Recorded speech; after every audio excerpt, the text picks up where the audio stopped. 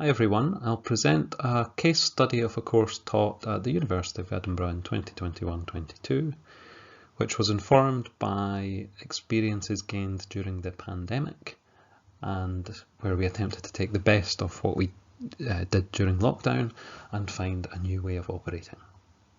I'll describe the context of the course and some of the ideas that went into its design. I'll then go on to talk about how things panned out in practice, and then touch on some ideas for future modifications to the course. The course in question is called Honours Complex Variables, organised by Richard Gratwick. It's a first course in complex analysis, so covers things like holomorphic functions, singularities, the Cauchy integral theorem, and residue calculus. It's a one semester course, which means there are 11 teaching weeks. Last year there were around 250 students on the course, mainly from year 3 of a 4-year undergraduate degree or a 5-year integrated master's. The course had some classes and some assessment. There were 2 50-minute lectures per week, which I'll say a little bit more about later, and one 50-minute workshop where students were working in groups of around 15 with one tutor per group. In terms of assessment, 25% of the assessment was coursework and 75% was a timed take-home open book exam. The main innovation in this course was the introduction of what we're calling workbooks. Informed by previous work of Richard Gratwick and others at Edinburgh, we created a sequence of Moodle quizzes containing all of the content that we wanted students to learn in this course, essentially using the existing PDF lecture notes in a different format where we were able to pull in multimedia, videos, interactive activities for students to complete. This had the advantage of providing a very clear focal point for students. They knew what was expected of them in the course, but week by week they should be working through these quizzes. You can see here a typical pattern of content within one of these quizzes. We start with a text-based definition of a new concept, then there is a screencast of the lecturer with some examples of that concept, and then the students have an opportunity to answer a question themselves. The benefit of using Stack here is that students can generate multiple exercises to give themselves more practice if they wish. The questions used weren't always computational in nature. Here's an example of a typical question that we used quite a lot throughout the course. Just after students have been presented with a new definition, they're invited to explore whether certain examples are examples or non-examples of the new definition. The whole idea being that the process of working through the course materials becomes much more engaging and less passive. And here's another example of the sorts of questions that we can ask using the full power of Stack. And note as well that because we're using Stack, we can provide these very nicely tailored word solutions to each question. Just thinking about some of the things that make this course a bit distinctive at the University of Edinburgh.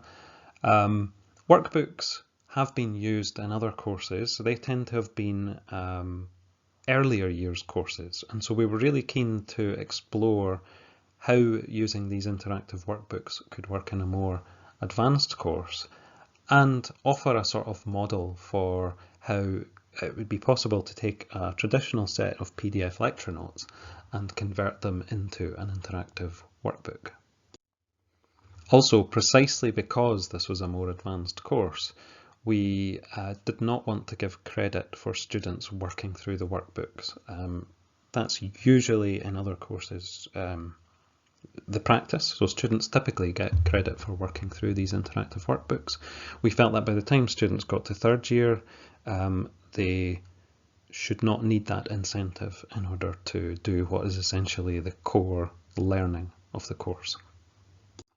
Another key feature of this course is that it was not an online-only course.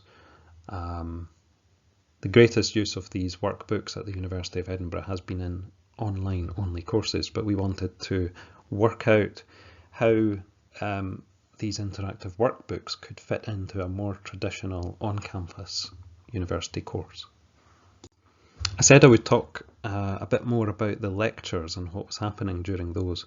The lectures were forced to be online due to constraints outside our control.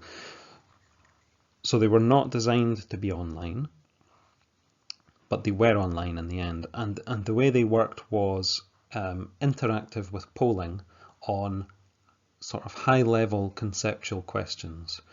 So there was no repetition of the content of the workbooks, and I think that's crucial to what we're going to see next, which is that students by and large got the message that they had to be working through the workbooks in order to be progressing through the course. So how did students behave in practice? Well, we can see here a summary of the attempts at quiz questions for the week 1 materials. So for example, just over 200 students attempted the very first question of the very first quiz. That's out of around 250 on the course, remember. And as we progress through the workbook, fewer students are attempting questions towards the end. If we jump to week 5 of the course now, we see the same sort of pattern where engagement with the workbook begins higher and declines as we progress through the workbook. At this sort of midway point of the course, we're seeing that now fewer than 200 students are attempting the quizzes regularly. But when we consider that there's no credit for students completing these courses and compare completion of these workbooks to attendance at lectures and tutorials, engagement with these activities is greater than attendance at lectures and tutorials. By the time we get to week 10, we see that there are still a core of students who are completing these workbooks, still more than half the students starting the workbook, but then the same pattern of tailing off towards the end of the workbook. Here are some thoughts of Richard Gratwick, the course organiser. Two main advantages that he highlights here is that using these workbooks freed up synchronous class time for the lecturer to engage in more conceptual and high-level discussion. And also that he felt having exercises contained within the workbooks and having them in a sort of interactive format encouraged students to do them more than had been the case in the past. And what we learned from the pandemic was that different activities and content within the course are really suited to different media. So for example, sometimes it's appropriate for students to read definitions, and then the use of video is maybe more appropriate for discussing examples and sort of edge cases.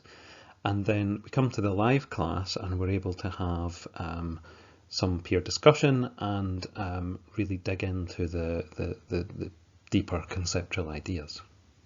Here's some very positive feedback from one student on the course. There's too much here for you to read just now, but essentially it touches on the various aspects of the course design very positively and even goes so far as to suggest that all courses in the school should be delivered in this way. Just thinking about the next iteration of this course, next year the lectures will be happening on campus, we hope, which means that it'll be much easier to facilitate group discussion through peer instruction.